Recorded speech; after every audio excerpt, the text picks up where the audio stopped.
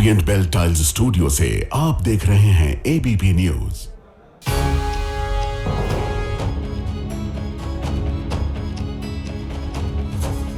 नमस्कार, मैं हूं प्रतिमा मिश्रा। 8 दिन की हर बड़ी खबर के साथ आइए शुरू करते हैं भारत की बात। शुरुआत उन खबरों से जिन पर विस्तार से करेंगे चर्चा। बिहार में कल चुनाव के नतीजे आएंगे।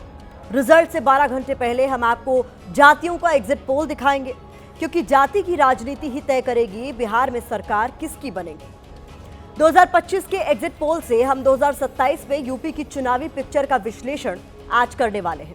कैसे तेजस्वी की जीत में अखिलेश यादव के जाति कार्ड का भविष्य छिपा है, हम आपको दिखाएंगे। क्या दिल्ली धमाका टाला जा सकता था?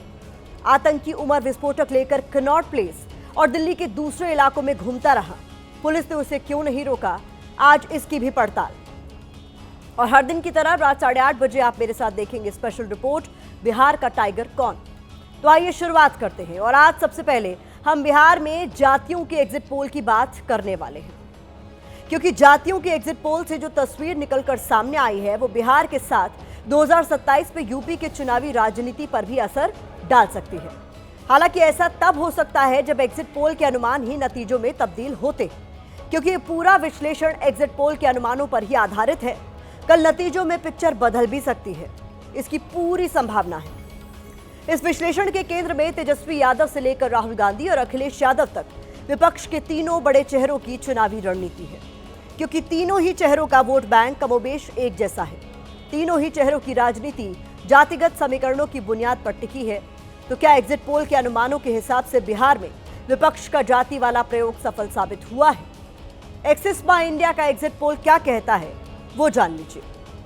महागठबंधन ने इस बार MY यानी मुस्लिम यादव के साथ दूसरी जातियों जैसे दलित और अति पिछड़ा EBC पर भी काफी फोकस किया।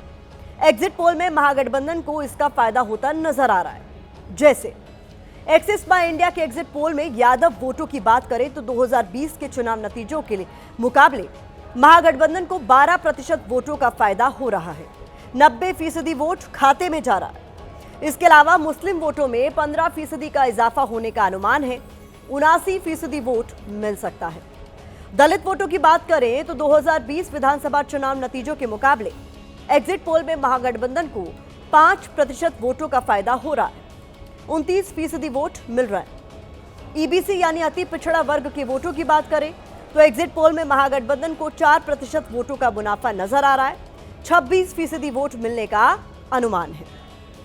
हालांकि एग्जिट पोल के अनुमानों के मुताबिक OBC वोट बैंक में 4% का घाटा हो सकता है। 13% वाले OBC वर्ग से 19% वोट मिलने का अनुमान है। इन आंकड़ों के आधार पर महागठबंधन की जो तस्वीर उभर रही है उसके मुताबिक मुख्य जातियां जो बिहार की मेन कास्ट है उस कैटेगरी में महागठबंधन को फायदा हो सकता है। हालांकि एक बार फिर दोहरा दें कि ये सब एग्जिट पोल के अनुमान है, नतीजों में पिक्चर बदल भी सकती है। लेकिन इसकी एक दूसरी तस्वीर भी है। वो तस्वीर बिहार की उपजातियों के वोट बैंक से जुड़ी है, और उपजातियां किसी भी पार्टी को सत्ता तक पहुंचाने में अहम फैक्टर साबित होती आई हैं।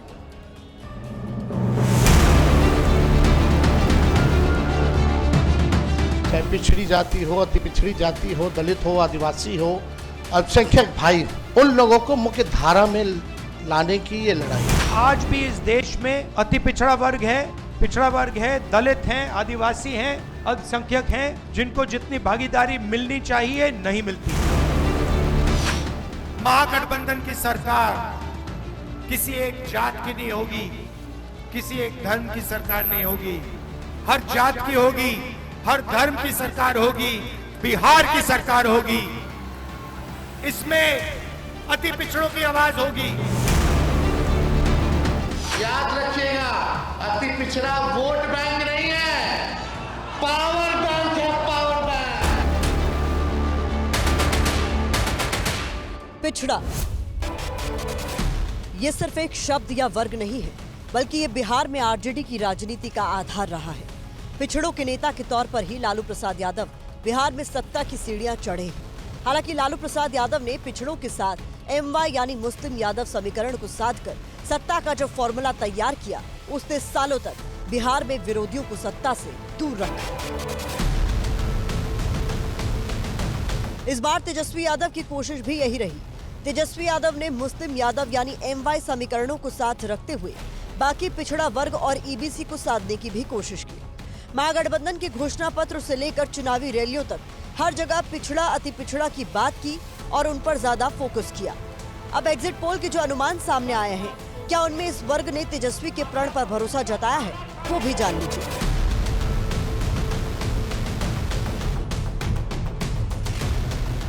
एक्सिस माई इंडिया के एग्जिट पोल के मुताबिक 4% कुर्मी जाति के वोट बैंक में 2020 के नतीजों के हिसाब से महागठबंधन को 8% का घाटा होने का अनुमान है। 13% कुर्मी वोट महागठबंधन को मिल रहा है। बिहार में कुर्मी OBC की उपजाति है। बिहार के मुख्यमंत्री नीतीश कुमार कुर्मी जाति से आते हैं। कुर्मी नीतीश कुमार का कोर वोट बैंक रहा है। उम्र के लिहाज से माना जा रहा है कि ये सीएम चेहरे के तौर पर नीतीश कुमार का आखिरी चुनाव हो सकता है। ऐसे में कुर्मी ने नीतीश कुमार पर ही भरोसा जताया है। OBC के अंतर्गत आने वाले कोयरी या कुशवाहा जाति के वोटों की बात करें तो महागठबंधन को 24% वोट मिलने का अनुमान है। यहाँ 3% का घाटा हो रहा है। इसकी एक वजह यह है कि बिहार के डिप्टी सीएम सम्राट चौधरी कुशवाहा समाज से आते हैं। कुशवाहा को उम्मीद है कि इस बार वो सीएम बन सकते हैं। ऐसे में एग्जिट पोल के हिसाब से कुशवाहा समाज ने सम्राट चौधरी के चेहरे पर भरोसा दिखाया है।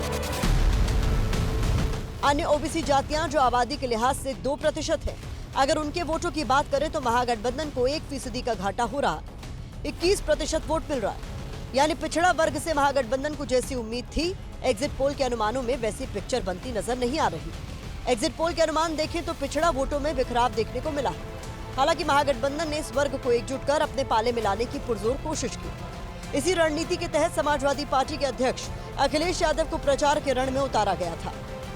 अखिलेश यादव एग्जिट पोल्स को खारिज कर रहे हैं और महागठबंधन की जीत का भरोसा जता रहे हैं। तो ये जो एग्जिट पोल है, डिमोरलाइज करने के लिए कि निराश हो जाए वर्कर, इसलिए हम लोगों ने कहा निराश नहीं होना है, मजबूती से खड़े रहो। 14 तारीख को रिजल्ट होगा और 18 तारीख को ओथ सेरेमनी होगा। ये निश्चित तौर पे होने जा रहा है। जो फीडबैक हम लोगों को मिल रहे हैं, भाजपा और NDA के पसीने छूट रहे। फिलहाल एग्जिट पोल के अनुमानों में पिछड़ा वर्ग के वोटों का ट्रेंड देखकर कुछ सवाल खड़े हो रहे हैं। जैसे क्या तेजस्वी यादव अपने पिता की पिछड़ा वर्ग वाली राजनीतिक विरासत को साधने में सफल साबित नहीं हो रहे? हालांकि इसका सही जवाब एग्जिट पोल के अनुमानों से नहीं बल्कि शुक्रवार को चुनाव के नतीजों से मिलेगा।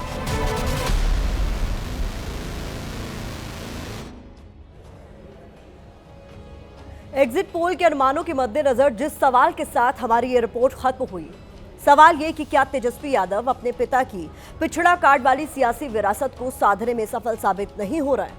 अगर ऐसा है तो क्यों है, इसको समझना भी जरूरी है। और इसे समझने के लिए हमें बिहार की सियासत से जुड़े कुछ पुराने अध्याय पलटने होंगे। लालू यादव की सियासी इंजीनियरिंग को समझना होगा। सरकार तो हर गलत है। मोदी जी बताइए, बोलते हैं कि हम पिछड़ा हैं, का आबादी के अनुपात में हमारा रिजर्वेशन जो हम लड़ाई लड़ रहे हैं उसको बढ़ाइए। ये लड़ाई है बैकवर्ड फॉरवर्ड। अरे मोहन भागवत बोल दिया ना कि आरक्षण को समीक्षा करके दलित लोग का पिछड़ा का खत्म किया जाए। हमारा मोच में दम है तो कर दो। बिहार में लालू यादव उस दौर में सत्ता में आए थे जब प्रदेश की राजनीति में ऊंची जातियों का दबदबा था। ऊंची जातियों के वर्चस्व को लालू यादव ने पिछड़ा कार्ड से चुनौती दी। लालू यादव इस प्रयोग में सफल हुए और पिछड़ा वर्ग के नेता के तौर पर अपनी पहचान बनाई। लालू यादव ने न सिर्फ पिछड़ा वर्ग की राजनीति की बल्कि इस राजनीतिक जमीन को मजबूत करने के लिए जो टीम तैयार की वो भी जातियों की सोशल इंजीनियरिंग पर आधारित थी। जैसे लालू यादव की टीम में रामचंद्र पूर्वे थे जो अति पिछड़ा जाति का चेहरा थे। रघुवंश प्रसाद सिंह लालू की कोर टीम का हिस्सा रहे जो ठाकुर समाज से आते थे। रमई राम जैसे दलित चेहरे को लालू यादव ने साथ जोड़ा। इसके अलावा ठाकुर जाति के एक और चेहरे जगदानंद सिंह लालू यादव के करीबियों में से एक रहे। जातियों की इस गठजोड़ के सहारे ही लालू प्रसाद यादव ने बिहार में जाति की राजनीति को साधा। दूसरी तरफ मौजूदा वक्त में तेजस्वी यादव की सियासी रणनीति देखें तो वो ऐसी नजर नहीं आती। तेजस्वी यादव की कोर टीम अपने पिता के सोशल इंजीनियरिंग वाले फॉर्मूला पर फिट बैठती नहीं दिखती। महागठबंधन ने भरसक कोशिश की लेकिन भरोसा नहीं किया लोगों ने, इसलिए कि नीतीश कुमार ने लालू प्रसाद की राजनीतिक काट में उन्होंने भी अपने लवकुश समीकरण को, जो लालू विरोधी अपर कास्ट का वोट है और दलित महादलित का, तो उन्होंने पहले ही एक खेमा बना रखा था, और अति पिछड़ों का तो जादू चला वहाँ नीतीश कुमार का ही। तो क्या यही वजह रही कि एग्जिट पोल के अनुमानों में पिछड़ी जातियों पर महागठबंधन की उतनी पकड़ नहीं दिखाई दी? तो क्या एग्जिट पोल के अनुमान देखकर यही कहा जा सकता है कि तेजस्वी यादव का दायरा मुस्लिम यादव समीकरण से बाहर नहीं फैल सका है?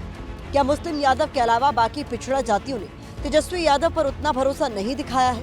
हालांकि ये सब अभी एग्जिट पोल का अनुमान है, नतीजों में पिक्चर बदल भी सकती है। बात जाति वाली राजनीति की हो रही है तो यहाँ पर समाजवादी पार्टी के अध्यक्ष अखिलेश यादव का जिक्र करना भी जरूरी है, क्योंकि अखिलेश यादव ने बिहार में महागठबंधन के लिए जाति की राजनीति को साधने की पुरजोर कोशिश की। यूपी वाले पीडीए फॉर्मूला को बिहार में आजमाने का प्रयास किया। हालांकि एग्जिट पोल के अनुमानों में उनका ये प्रयास उतना कारगर साबित होता नजर नहीं आ रहा। गौर करने वाली बात यह है कि अखिलेश यादव का कोर वोट बैंक भी मुस्लिम यादव रहा है। अब बिहार के जाति वाले अनुमानों से यूपी के 2027 वाले चुनावी रण को देखें तो वहां भी अखिलेश यादव के जाति वाले प्रयोग की सफलता इस बात पर निर्भर करेगी कि उन्होंने यूपी में मुस्लिम यादव से अलग दूसरी जातियों को कितना साधा है। बिहार के एग्जिट पोल से यूपी के रण की तस्वीर देखने से पहले मोकामा से आए कुछ दृश्य आपको दिखाते हैं। ये तस्वीरें जेल में बंद अनंत सिंह के पटना वाले आवास से आई हैं। जेडीयू प्रत्याशी अनंत सिंह के समर्थक इतने उत्साहित हैं कि नतीजों से पहले ही जश्न की तैयारी में जुटे। महाभोज का मैनेजमेंट हो रहा है, पूड़ी सब्जी, चावल और रसगुल्ले की तैयारी चल रही है। चूल्हे हैं वो लगातार जल रहे हैं। रसगुल्ले जो हैं, गुलाब जामुन, वो जो हैं तैयार किए जा रहे हैं। अनंत सिंह के समर्थक जो हैं यहाँ पे मौजूद हैं। हर चीज़ पर जो है वो नज़र जो है वो रखे हुए हैं। इन लोगों का दावा है कि करीब 1 लाख लोग जो हैं यहाँ पर आएंगे कल, और जश्न में जो है वो शरीक होंगे कल। पूरा जीत है। जीत है। हाँ, क्या लगता है फंसाया गया उनको। अच्छा, कितने वोटों से जीतेंगे? 50,000 से ऊपर। लाखों लोगों का खाने पीने का तैयारी है। भव्य स्वागत के लिए देख रहे हैं हम लोग भी, सब तत्पर है। अनंत सिंह की मोकामा सीट पर भी चुनावी लड़ाई अगड़ा बनाम पिछड़ा के इर्द गिर्द रही। अब बिहार से यूपी पर आए तो यहाँ भी पिछड़ा और अगड़ा को साधना ही अखिलेश यादव की चुनौती है। हालांकि इस मामले में अखिलेश यादव तेजस्वी यादव के मुकाबले आगे नजर आते हैं। अखिलेश यादव के पिता और पूर्व मुख्यमंत्री मुलायम सिंह यादव भी पिछड़ों की राजनीति कर मुख्यमंत्री बने। हालांकि उन्होंने पिछड़ों के साथ साथ अगड़ी जातियों को साधने का भी काम किया। मुलायम सिंह के करीबियों में ब्राह्मण जाति से जनेश्वर मिश्रा रहे। ओबीसी की कुर्मी जाति से आने वाले बेनी प्रसाद वर्मा को उन्होंने साथ जोड़ा। इसके अलावा राजपूत समुदाय से आने वाले भगवती सिंह समाजवादी पार्टी के संस्थापक सदस्यों में रहे। यही नहीं, अति पिछड़ा से आने वाले रेवती रमन सिंह और मुस्लिम चेहरे के तौर पर आजम खान को मुलायम सिंह यादव ने अपनी राजनीति को आगे बढ़ाने के लिए चुना। अब अखिलेश यादव भी अपने पिता की जाति वाली सियासी विरासत को आगे बढ़ा रहे हैं। समाजवादी पार्टी सांसद नरेश उत्तम पटेल कुर्मी समाज से आते हैं, अखिलेश के करीबियों में शामिल हैं। इसके अलावा माता प्रसाद पांडे के तौर पर ब्राह्मण समुदाय को अखिलेश यादव ने साध कर रखा है। दूसरी तरफ अवधेश प्रसाद और रामजी लाल सुमन जैसे दलित चेहरों के जरिए पीडीए फॉर्मूला को सफल बनाया है। अखिलेश यादव को इसका फायदा भी हुआ है। 2022 के नतीजे इसकी तस्दीक करते हैं। 2017 के मुकाबले 2022 में कुर्मी समुदाय के 9% ज्यादा वोट समाजवादी पार्टी को मिले। दलितों की जाटव जाति के वोटों में 6% का इजाफा हुआ। अन्य दलित जातियों की बात करें तो 2017 के मुकाबले 12% ज्यादा वोट 2022 में मिला। हमारे साथ मुकेश सहनी जी हैं।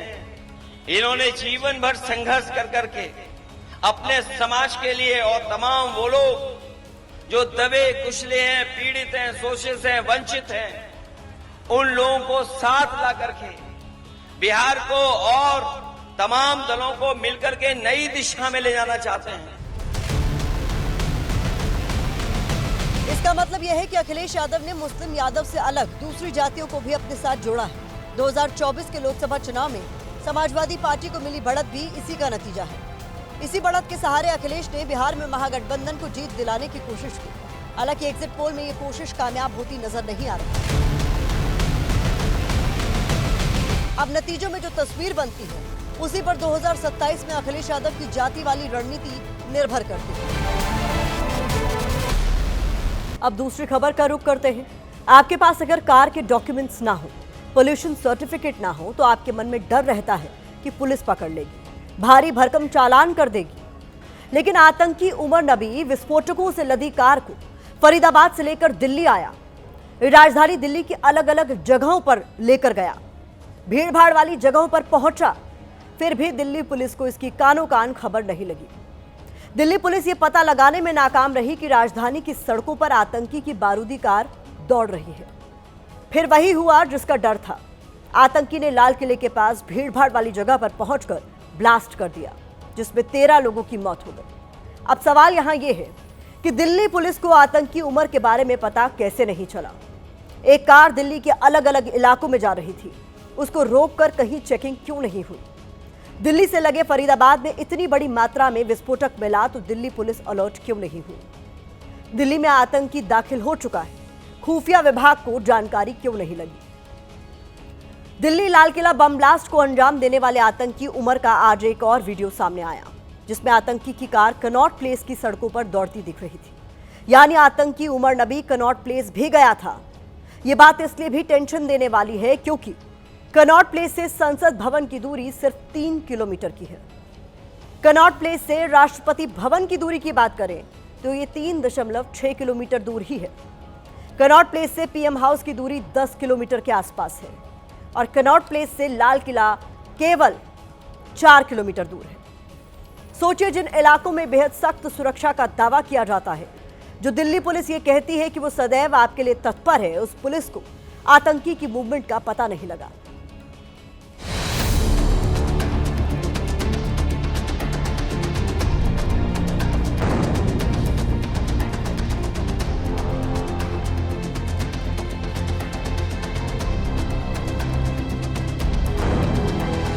जेएनके पुलिस ने जांच में केंद्रीय एजेंसियों को शामिल क्यों नहीं किया?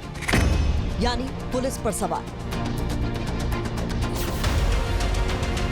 फरीदाबाद में 2900 किलो विस्फोटक जमा हुआ, पुलिस को पता कैसे नहीं चला? यानी पुलिस पर सवाल। आतंकी की कार दिल्ली की सड़कों पर दौड़ती रही, पुलिस को क्यों भनक नहीं लगी? यानी पुलिस पर सवाल। न इंफॉर्मेशन शेयर की गई, न पुलिस ने सतर्कता दिखाई। नतीजा, लाल किले पर जोरदार धमाका हुआ, जिसमें 13 लोगों की मौत हो गई।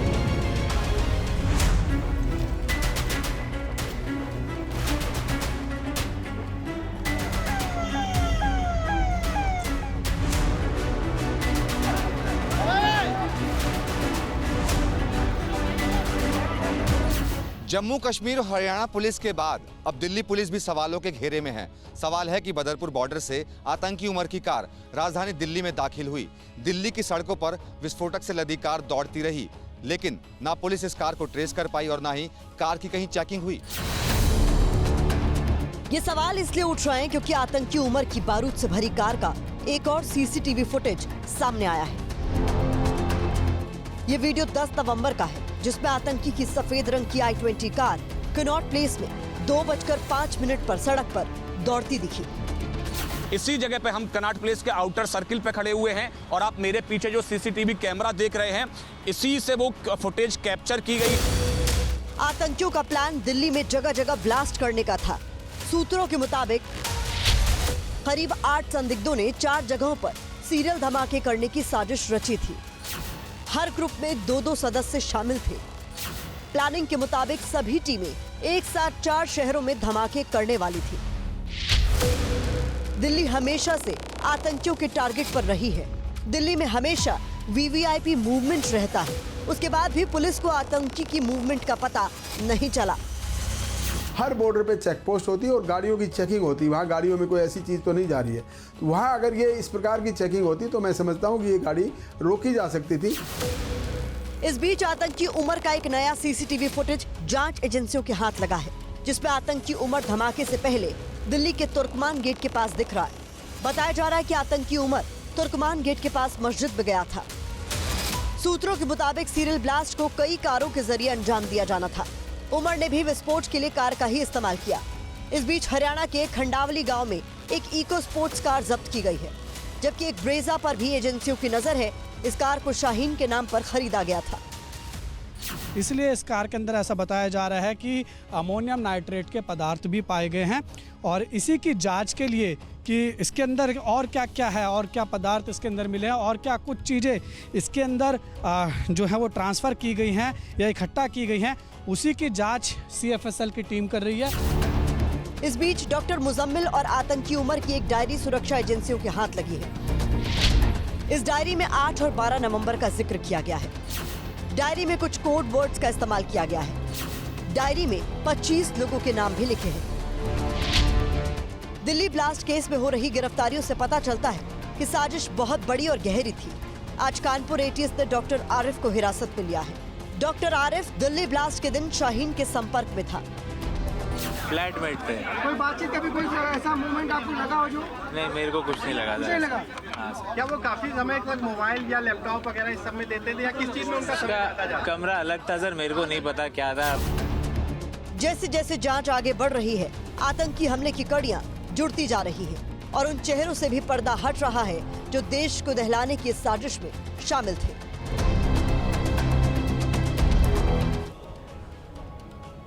दिल्ली ब्लास्ट के तार तुर्की से भी जुड़ रहे हैं। जांच में पता चला है कि आतंकी उमर तुर्की गया था और तुर्की के अंकारा में बैठे जैश के हैंडलर से उसने मुलाकात की थी। खुलासा हुआ है कि आतंकी चैट करने के लिए सेशन ऐप का इस्तेमाल कर रहे थे। उमर और मुजम्मिल की बात जैश के अबू उकासा से होती थी, जो तुर्की में उनसे मिला था। सेशन ऐप में मोबाइल नंबर की जरूरत नहीं होती। ऐप में चैट का डेटा सेव नहीं होता है। इसके अलावा यूजर का IP एड्रेस भी ट्रेस नहीं होता। इस ऐप में लोकेशन का भी पता नहीं लगता। सुरक्षा एजेंसियों से बचने के लिए उमर और मुजम्मिल ने सेशन ऐप का इस्तेमाल किया था ताकि डेटा और उनकी लोकेशन का पता न लग पाए। फरीदाबाद से गिरफ्तार हुए मुजम्मिल ने भी पूछताछ में माना है कि वो जैश के हैंडलर से तुर्की में मिला था। मुजम्मिल की महिला दोस्त डॉक्टर शाहीन भी इस साजिश का बड़ा किरदार मानी जा रही है। डॉक्टर शाहीन से लगातार पूछताछ हो रही है।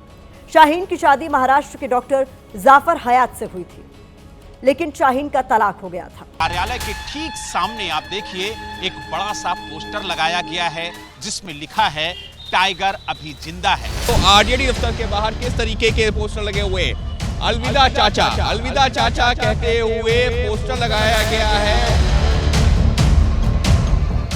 टाइगर गया कब था?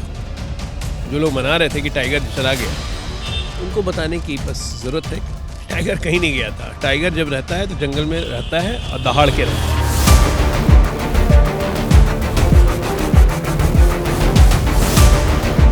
नीतीश कुमार जी की आज की रात ही विदाई है। आज रात ही NDA सरकार के लिए भारी है। और पोस्टर वाले टाइगर को जनता पसंद नहीं करती है। 14 तारीख को रिजल्ट होगा और 18 तारीख को ओथ सेरेमनी होगा।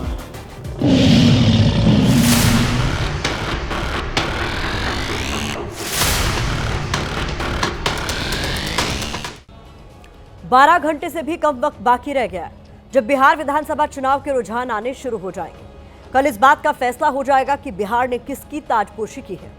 लेकिन नतीजे आने से पहले ही दोनों तरफ से डंके की चोट पर दावा किया जा रहा है कि जनता ने उनको ही चुना है। एक तरफ JDU दफ्तर से लेकर BJP दफ्तर पोस्टरों से पटा है। नीतीश कुमार के नाम पर टाइगर अभी जिंदा है जैसे पोस्टर लगाए जा रहे हैं, जबकि विपक्ष चाचा अलविदा के नाम से तेजस्वी की ताजपोशी का दावा कर रहा है। दरअसल नीतीश खेमे में कॉन्फिडेंस इसलिए भी है क्योंकि ज्यादातर एग्जिट पोल में NDA को बहुमत मिलता नजर आ रहा है, जबकि दूसरी तरफ महागठबंधन बिहार में हुए रिकॉर्ड मतदान को बदलाव का तूफान बता रहा है। तेजस्वी ने तो शपथ की तारीख तक बता दी है। विपक्ष के CM उम्मीदवार तेजस्वी कह रहे हैं कल नतीजे आने के 4 दिन बाद 18 को वो CM पद की शपथ भी ले लेंगे। लेकिन सवाल यह है कि किसके दावे में है दम और कल किसका पानी होगा कम।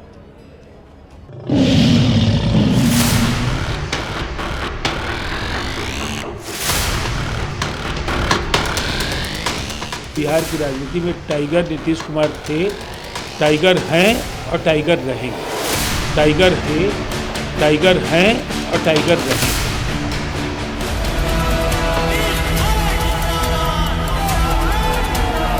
बिहार तो आगे बढ़ रहा है, अब बहुत आगे बिहार बढ़ेगा।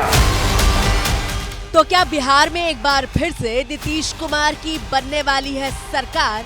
या फिर तेजस्वी के सिर सजेगा जीत का ताज?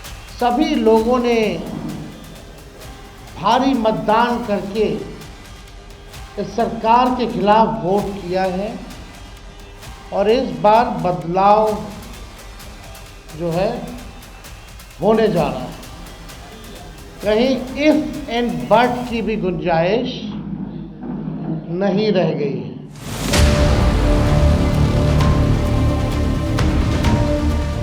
No if no but. Tejashwi कह रहे हैं कि महागठबंधन की सरकार बनेगी सटासट और एनडीए का सूपड़ा साफ होगा फटाफट। 6 तारीख को ठका ठक। अब भाजपा को भगाइए फटाफट।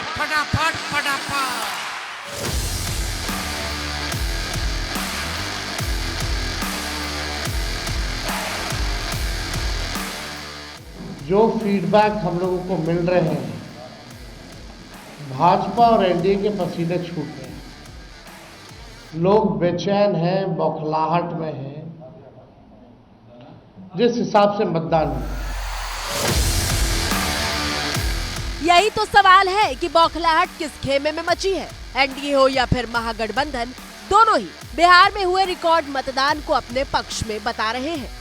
एनडीए की सरकार बन रही है, बनने जा रही है, ये हम लोगों को पूरा भरोसा और उम्मीद मतदाता पर है। तेजस्वी यादव जी के नेतृत्व में इस राज्य में नई सरकार बनने जा रही है।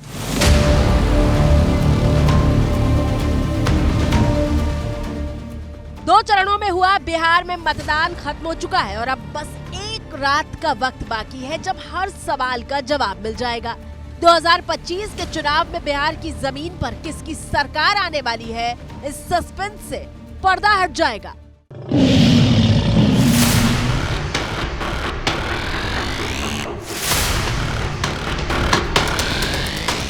ये मुख्यमंत्री जी जब तक हैं, जब तक उनकी सांस चलता है, तब तक वो कमान संभाले रहे। हम तो तेजस्वी यादव को भेजेंगे, तेजस्वी यादव को मुख्यमंत्री बनाएंगे, क्योंकि सारे बिहार में परिवर्तन की लहर है। जब भी सरकार बनेगी, एनडीए की सरकार बनेगी, हाँ कंफर्म है। किसे जिता रहे हैं इस बार? लालटेन साहब जीत रहे हैं। यानी लालटेन जलेगी इस बार? जी, परिवर्तन चाहिए। एकदम लालटेन जलाना ही पड़ेगा, सत्ता परिवर्तन होना ही चाहिए।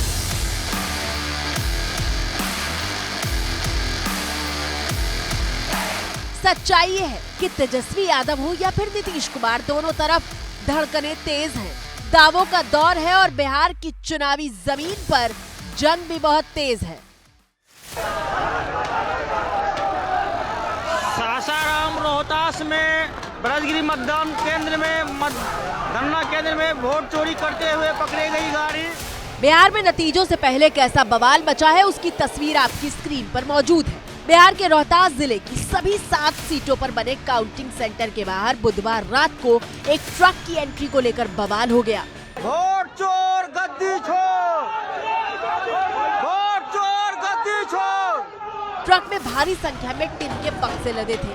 महागठबंधन के समर्थकों ने विरोध करना शुरू कर दिया और वोट चोर गद्दी छोड़ के नारे लगने लगे।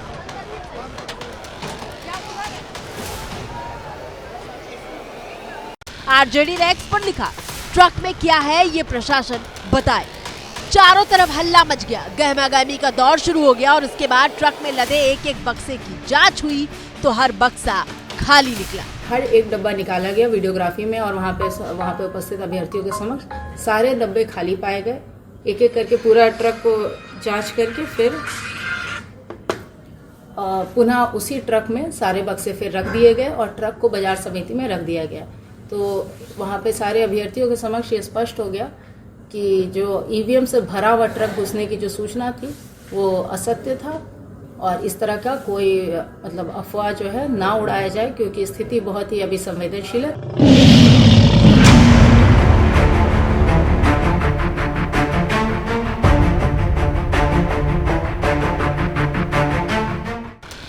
अब समझिए कि हुआ क्या है। दरअसल नतीजे आने से पहले हुए एग्जिट पोल ने बेचैनी को बढ़ा दिया है। हम आपको वो 5 बड़े एग्जिट पोल दिखाने जा रहे हैं जो बिहार में आने वाली सियासी तस्वीर की भविष्यवाणी कर रहे हैं। सबसे पहले बिहार के 150 लोकल पत्रकारों का एग्जिट पोल समझिए, जिसका अनुमान ये कहता है कि एनडीए को 243 में से 125 सीटें मिलेंगी, यानी बहुमत के पार आंकड़ा जाएगा। महागठबंधन को 87 सीटों से ही संतोष करना पड़ सकता है। वैसे पत्रकारों का ये पोल 31 सीटों पर कड़ा मुकाबला बता रहा है, यानी किसी भी तरफ ये सीटें जा सकती हैं। एक्सिस माई इंडिया का एग्जिट पोल एनडीए को 121 से 141 सीटें दे रहा है, जबकि महागठबंधन को ये पोल 98 से 118 सीटें। एक्सिस माई इंडिया के सर्वे के मुताबिक बिहार में आरजेडी सबसे बड़ी पार्टी बन सकती है, जबकि अन्य के खाते में 1 से 5 सीटें जा सकती हैं। इसी तरह एक तीसरा पोल भी देख लीजिए, जिसे सीएनएक्स ने किया है। इसके मुताबिक एनडीए को छप्पर फाड़ कर सीटें मिल सकती है। आंकड़ा 150 से 170 तक हो सकता है, जबकि महागठबंधन 100 से नीचे निपट जाएगा। 70 से 90 सीटों का अनुमान है। चौथा एग्जिट पोल टुडेज चाणक्य का है। ये एग्जिट पोल भी 160 सीटों के साथ फिर से एनडीए सरकार के आने का दावा कर रहा है। महागठबंधन को 77 सीटें दे रहा है, जबकि अन्य दलों को 6 सीटें तक दे रहा है। दैनिक भास्कर का एग्जिट पोल भी 145 से 160 सीटों पर जीत के साथ बिहार में फिर से एनडीए सरकार आने का ऐलान कर रहा है। महागठबंधन को इस एग्जिट पोल में 73 से 91 सीटें दी गई हैं, जबकि अन्य को 5 से 10 सीटों का अनुमान है।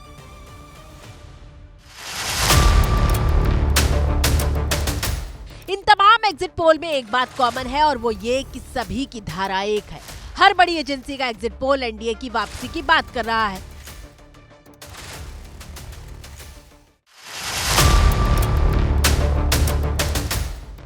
अगर सिर्फ एग्जिट पोल की बात करें तो इनका पूरा सारांश और समीक्षा एनडीए की जीत पर आकर सिमट गई है, और यही वजह है कि पटना से लेकर बिहार के अलग अलग इलाकों में बीजेपी और जेडीयू ऐसे पोस्टर लगा रही है।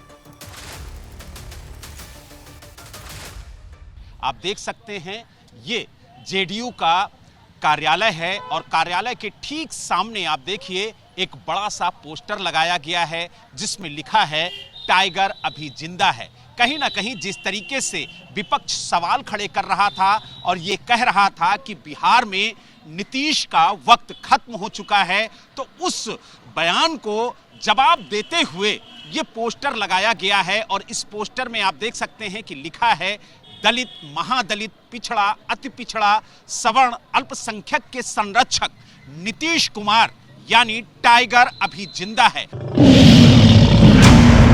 टाइगर जिंदा है, इसको भारतीय जनता पार्टी ने ही स्वीकार नहीं किया है, तो ये भारतीय जनता पार्टी को एहसास करा रहे हैं कि हम जिंदा हैं।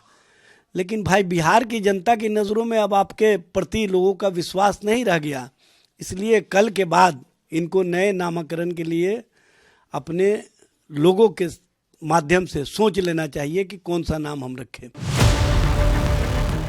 जेडीयू दफ्तर के सामने ही नहीं, पटना में बीजेपी दफ्तर भी पोस्टरों से पटा हुआ है। बड़े बड़े पोस्टर मानो एनडीए की जीत का डंका पीटने के लिए लगाए गए हैं। हम लोग एक बड़ी मार्जिन के साथ हम लोग सरकार बनाने जा रहे हैं। 150 का आंकड़ा हम लोग पार करेंगे। मैं फिर कह रहा हूं, कल निकलेगा 2010 से ज्यादा स्ट्राइक रेट रहेगा। 206 सीट आया था, उससे अधिक आई। नीतीश खेमे में जोश कितना हाई है, इसकी सबसे बड़ी तस्वीर बिहार के बाहुबली और हॉट सीट मोकामा से जेडीयू के उम्मीदवार अनंत सिंह के पटना आवास से आई है।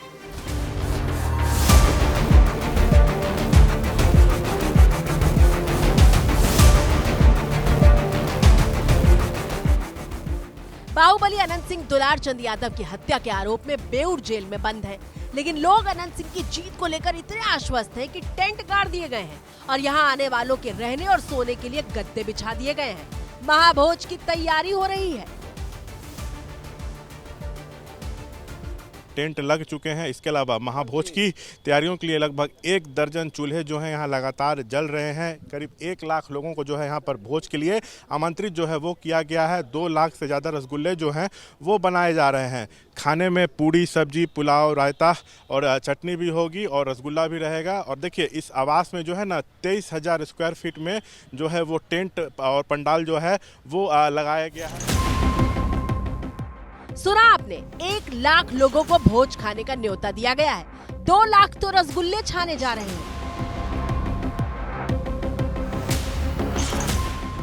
तस्वीरें देख रहे हैं आप, कितनी जोर शोर से जश्न की तैयारियां चल रही हैं।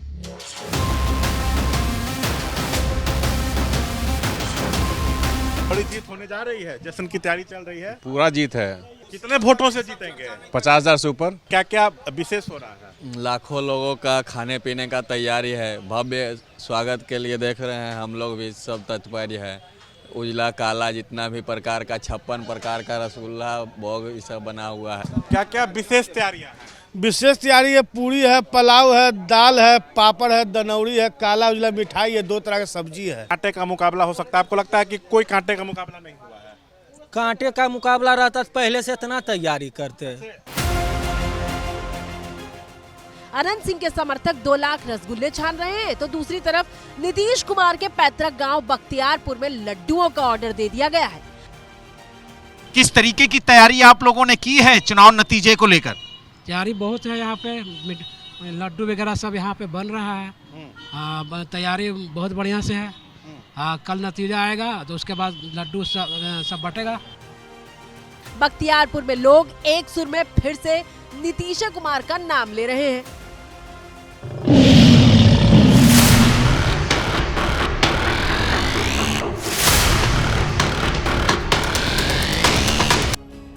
लेकिन यहां कहानी में ट्विस्ट है, क्योंकि एग्जिट पोल को नकारते हुए महागठबंधन डंके की चोट पर पूर्ण बहुमत के साथ सरकार बनाने का दावा कर रहा है। पूरे देश में इस बात की चर्चा है कि इस बार बिहार ने रिकॉर्ड मतदान किया है और तेजस्वी कह रहे हैं कि जनता ने उन्हें चुना है। एक्सिस माई इंडिया का सर्वे बताता है कि यादव और मुस्लिम मतदाताओं ने महागठबंधन का जोर शोर से समर्थन किया है। सर्वे के मुताबिक 90% यादव और 79% मुस्लिम मतदाताओं ने महागठबंधन को अपना वोट दिया है। बिहार में दोनों जाति की कुल आबादी करीब 31% है। सर्वे के मुताबिक मुस्लिम वोटर्स ने असदुद्दीन ओवैसी की AIMIM और प्रशांत किशोर की जनसुराज के बजाय महागठबंधन को चुना है, जबकि कुछ सर्वे के मुताबिक युवा मतदाताओं ने बढ़ चढ़कर तेजस्वी के नाम पर वोट किया है और यही वजह है कि नतीजों से पहले महागठबंधन का कॉन्फिडेंस हाई है। आरजेडी दफ्तर के बाहर किस तरीके के पोस्टर लगे हुए? अलविदा चाचा, अलविदा चाचा कहते हुए पोस्टर लगाया गया है। ऊपर जो है कार्टून बनाया गया है जिसमें केंद्रीय गृह मंत्री अमित शाह और प्रधानमंत्री नरेंद्र मोदी की तस्वीर का इस्तेमाल किया गया है। तो ये पोस्टर लगवाया किसने? ये लगवाया है समाजवादी पार्टी ने। इसी वजह से अखिलेश यादव की भी तस्वीर देखने को मिल रही, तेजस्वी यादव की। एनडीए जीत का ऐलान कर रहा है तो महागठबंधन भी पोस्टर का जवाब पोस्टर से देते हुए चाचा अलविदा का नारा लगा रहा है। जो ये लगा रहे हैं पोस्टर सपा वाले, कि चाचा बाय बाय, समाजवादी पार्टी को ये समझ ले ये कोई मुलायम सिंह नहीं है कि पापा बाय बाय कर दिया। ये एनडीए की सरकार है, कोई बाय बाय नहीं होगा। और आप तो यहाँ प्लेइंग 11 भी नहीं है। समय आ गया है, 27 में अखिलेश बाय बाय फिर से होने वाला है। इसमें भी कोई शंका का विषय है? हम लोग 140 से 160 सीट जीतने जा रहे हैं और तेजस्वी यादव जी के नेतृत्व में इस राज्य में नई सरकार बनने जा रही है। दोनों तरफ अपने अपने दावे हैं और इस बार बिहार में हुए रिकॉर्ड तोड़ मतदान ने चुनाव को बेहद दिलचस्प बना दिया है। एनडीए कह रहा है कि भीड़ बिहार के घरों से नीतीश के लिए निकली, जबकि तेजस्वी का दावा है कि भीड़ युवा सीएम को चुनने के लिए मतदान केंद्रों तक पहुंची। लोकतंत्र के पर्व में बढ़ चढ़ करके बिहार की जनता ने जिस हिसाब से मतदान किया है, एक ऐतिहासिक जो मतदान किया है, रिकॉर्ड मतदान किया है, बेहद पॉजिटिव सूचना हम लोगों को मिली है। और पहले इस तरह का फीडबैक नहीं आता था जो फीडबैक इस बार आया। हमने पहले भी कहा था कि 14 तारीख को रिजल्ट होगा और 18 तारीख को ओथ सेरेमनी होगा। ये निश्चित तौर पे होने जा रहा है। अगर वोट वाइब्स के एग्जिट पोल की बात करें तो उसके मुताबिक 35% बिहार के लोग तेजस्वी यादव को मुख्यमंत्री पद के चेहरे के तौर पर देखते हैं, जबकि नीतीश कुमार 33.4% लोगों की पसंद है। लेकिन अगर बिहार के युवाओं की बात करें तो इस सर्वे के मुताबिक 40.9% युवा तेजस्वी से प्रभावित हैं और उन्हें सीएम देखना चाहते हैं, जबकि 30% युवा नीतीश के लिए ऐसी चाहत रखते हैं।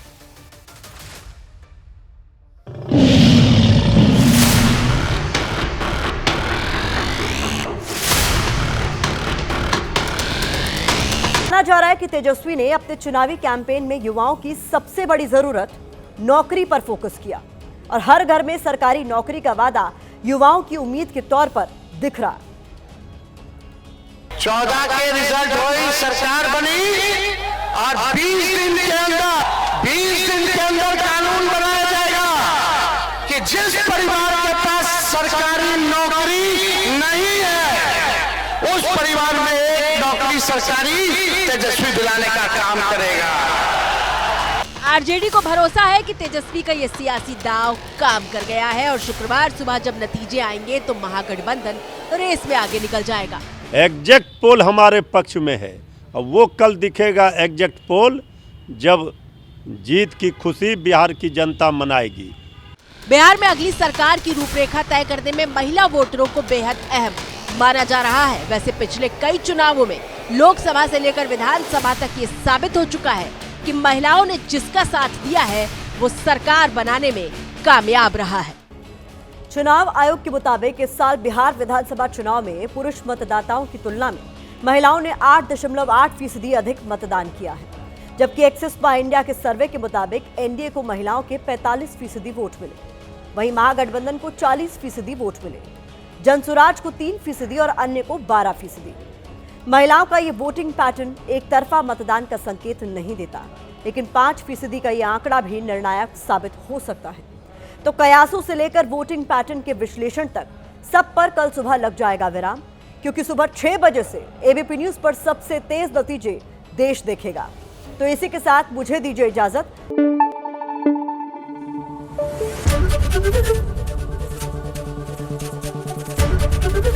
एबीपी न्यूज आपको रखे आगे।